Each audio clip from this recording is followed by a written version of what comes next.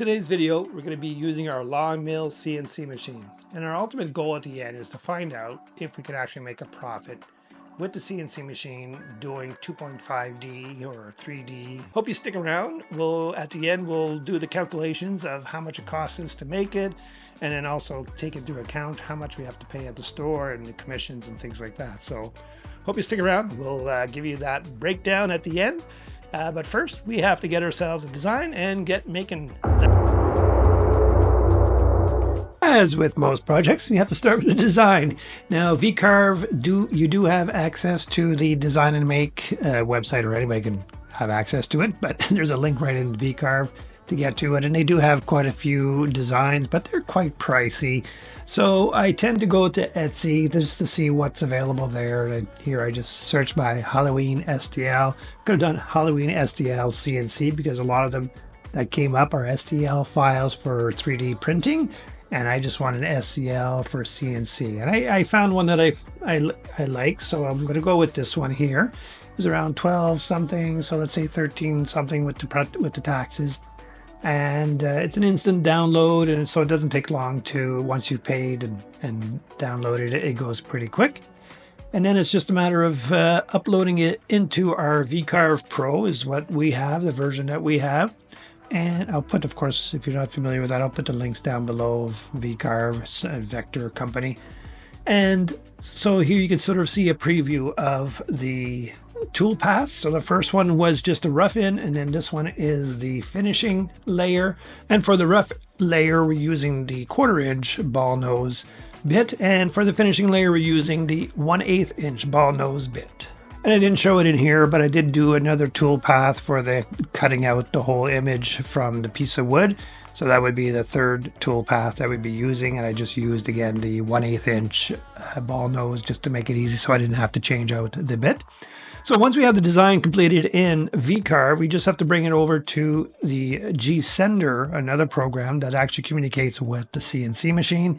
Here you see the first layer, the rough-in layer, so we're going to get that going. So that means the G-Sender is ready, so now we just have to go on to our CNC machine, install the piece of wood, of course, take a bit of coffee just to keep us awake. And we'll start getting that CNC set up, and we'll start carving.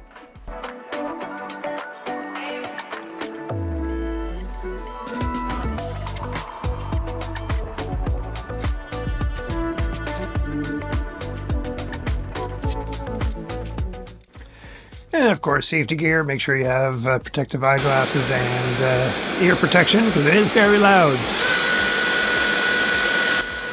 Now, of course, with G-Sender, it's pretty cool because you can actually see the bit move on the screen as well as it goes through the tool paths, and you'll see the same thing happening in real life here on the CNC machine. We'll speed things up here a bit because it does take a bit of time. This, again, is the rough-in, and it's with the 1/4 inch router bit, ball nose router bit.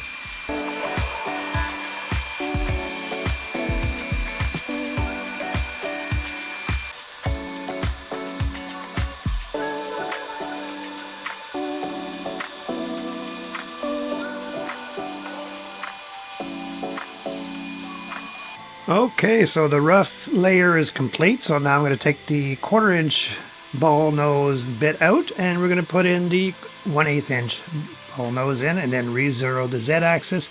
I haven't changed the settings on the XY. I did move it over away from the piece of wood, but I am only having to recalibrate the Z-axis because the bit, of course, is going to be shorter or longer, so you need to make sure you re-zero that bit. But yeah, so we'll just do that here, and then we'll get going to the finishing layer.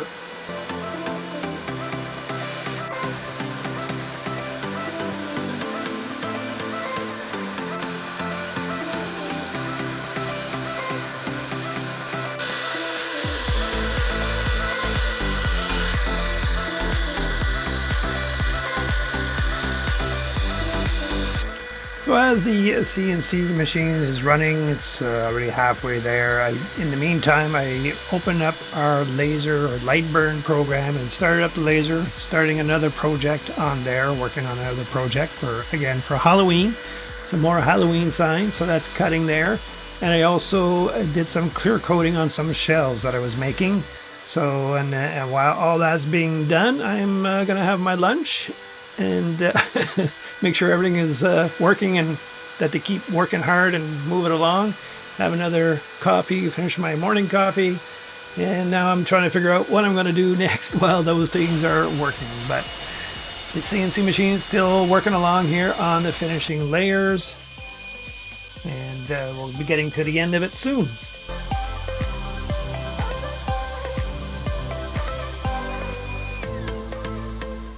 Okay, so the finished layer is done, and now we're just going to be, like I said, the third layer, which is just essentially just cutting out the whole image out of that piece of wood.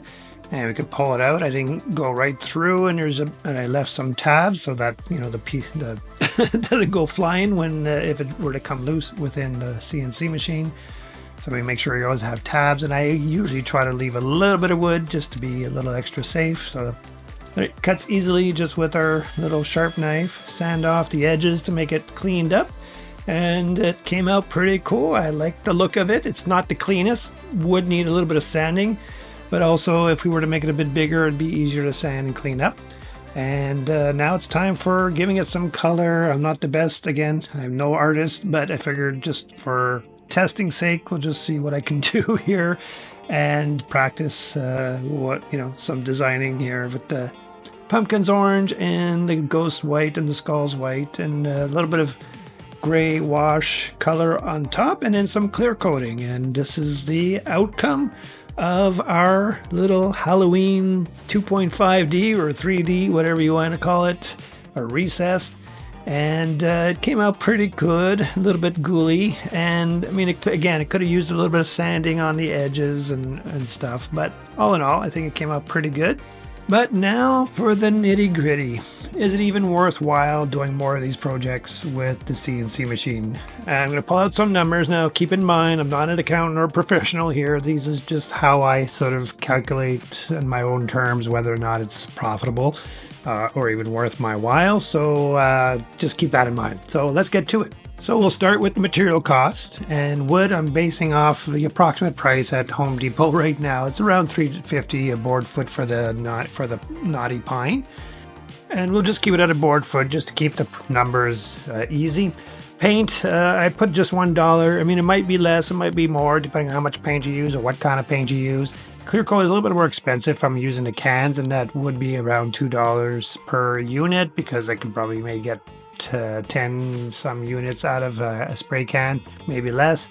You probably bring that cost down if you're using bulk type of clear coats. But let's just say generally if you're just doing this as a DIY or something like that, or as a side hustle and you're just picking it up at the big box store, $2 is reasonable. Miscellaneous, I'm putting like sandpaper, router bits, wear and tear on your machinery, and so forth, and cost of machinery. That I'm just putting it around $2 as well, just to be fair.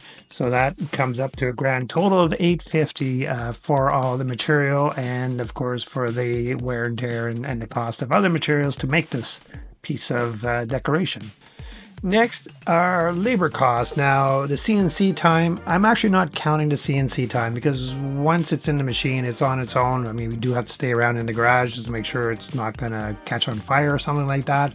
But it does work on its own. But it actually, for that piece, took me 3 hours on the CNC machine. That's included, all 3 layers. Now, I could probably tweak it and bring it down to maybe 2.5 hours if I really push the bits and get better bits and things like that. But I don't think we're going to save that much time. But again, I don't count it. Some people might count it, but I don't count it as labor time. So the total labor would be like the setting up of the CNC and getting the computer going and things like that, taking it out, sanding and cleaning and painting. I put 30 minutes. I count my time as being $35 an hour. That's the value I give myself. I'm definitely not a professional where some people charge maybe $100 an hour. But I do feel that, $35 an hour is a reasonable time for the knowledge and practice that I put into doing this woodworking. So that means the labor cost in total comes up to $17.50. So combined material and labor costs, we're looking at $26 just to make this piece of decoration, Halloween decoration. And so we'll see now how much money we can actually make selling this. Let's get to the next step. So it's not looking too good. So as you saw, it cost us $26. And reasonably, I think the maximum sale price we can probably sell this for is $25. And I'm thinking minimum maybe $15 range for the quality. I mean, even if I tweak the quality and everything and make it really, really pristine, I can't see it getting more than $25 for sure for this type of piece. And I'm thinking it's going to be more reasonable to be say about $15. So now, if we have that in the store, we do have to pay a commission. So if we're selling it for $25, we're left with because we're paying a commission of 35%, we're left with $16.25.